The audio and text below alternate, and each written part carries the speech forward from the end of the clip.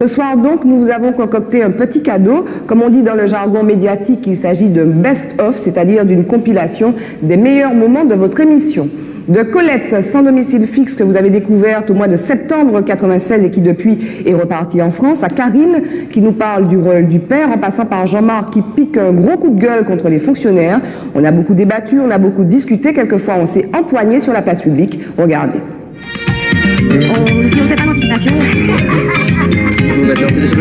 SDF, vous me répondez quoi? SDF sans domicile. Qu'est-ce que vous en pensez à Martinique? Je pense qu'il y a des gens qui veulent travailler, il y a des gens qui veulent se mettre dans un peu de la rue pour mendier, quoi. Mais des fois, ces gens-là, ils sont mieux que moi. On fait un gros caïbaillot, et puis mettez tout à dedans, et puis foutre tout travail encore, parce qu'il y a des qui font, qui mettent qu'à driver comme ça. Non, mais on y prend. Parce que la semaine dernière, j'ai rencontré un jeune comme ça. Il m'a dit qu'il n'a pas d'abri, il était sur la plante de se mouiller, il demandait des sous. Vraiment, je n'avais pas à lui offrir, mais ça m'a fait mal quand même. Moi, j'ai eu une vie assez compliquée parce que, disons, un matin comme ça, je me suis retrouvé chez religieux, j'avais 6 mois et voilà quoi. J'ai porté ma croix jusque maintenant et ce qui me fait vraiment réfléchir maintenant, c'est l'avenir, quoi. Parce que maintenant, à 50 ans, pour retrouver un travail, pour retrouver ceci, pour retrouver cela, c'est différent. Colette, quand on est une femme, et c'est vrai que quand on se balade à Fort-de-France en particulier, on voit pas beaucoup de femmes. Quand on est une femme, comment on vit dans la rue? On vit très mal. On vit très mal parce que je me suis fait agresser 3 fois la française avant de connaître ma monnaie. Et je suis tombée sur 4 connards. Moi, j'appelle ça comme ça, excuse-moi. 4 connards qui m'ont violée. On ne fait pas d'anticipation.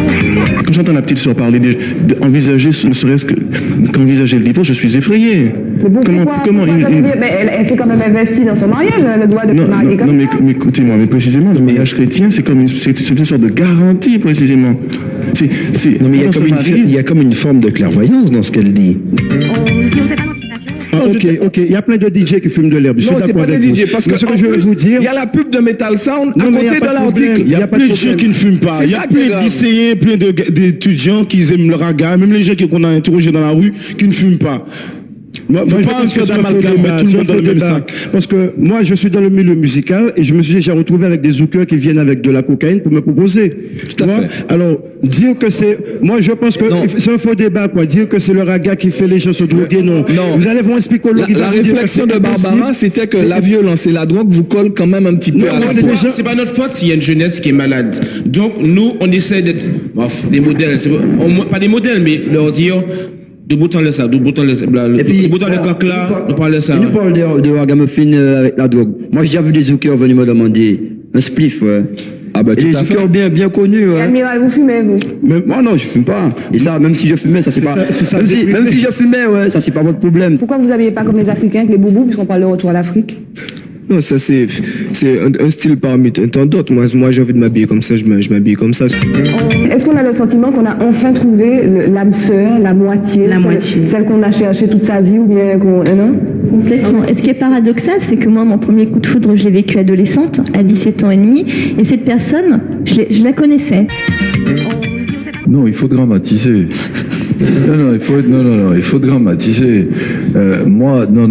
Il faut arrêter ça. Ça n'est pas sérieux de voir se dérouler des grèves de manière aussi violente sur la place publique, prenant en otage, et Daniel ne voulait pas le prononcer, mais je le dis carrément, prenant en otage tout l'environnement économique. Je crois que ça n'est l'intérêt de personne, cette affaire-là.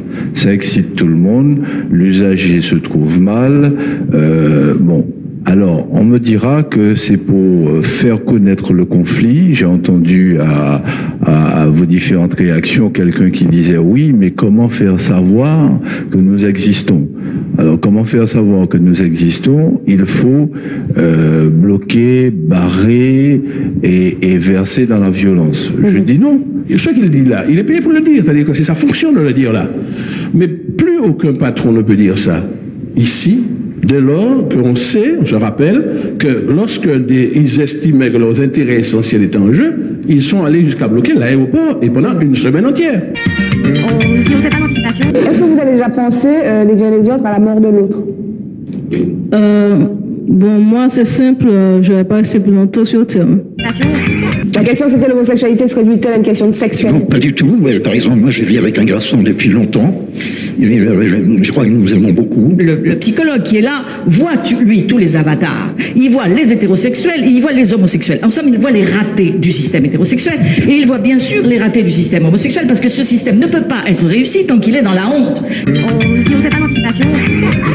Est-ce que les 40% constituent un privilège? Et c'est souvent entendu, et souvent les gouvernements tentent de revenir sur ça et ils y arrivent. Mais oui, c'est un privilège. Moi, j'ai pas 40%, je travaille tous les jours.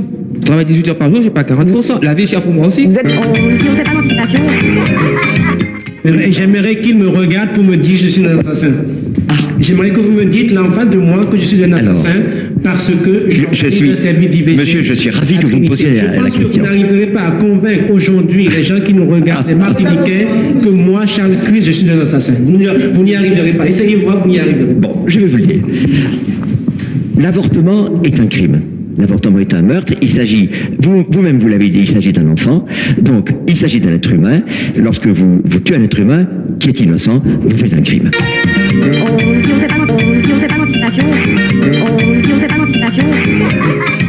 Et ça veut dire quoi quand on dit 32 000 pères qui se sont mariés? Ça veut dire que avant qu'ils se marient, ils ont bien connu la femme. Donc pendant 8 mois, 1 an, 2 ans, 3 ans, ils ont fréquenté cette femme, quoi, clandestinement. Donc c'est un mal effroyable que fait la loi du célibat ecclésiastique. Il faut maintenant se développer. Il faut maintenant regarder l'avenir. Je crois que c'est un moment. On n'a pas parlé du sida, mais là, vous allez le dire.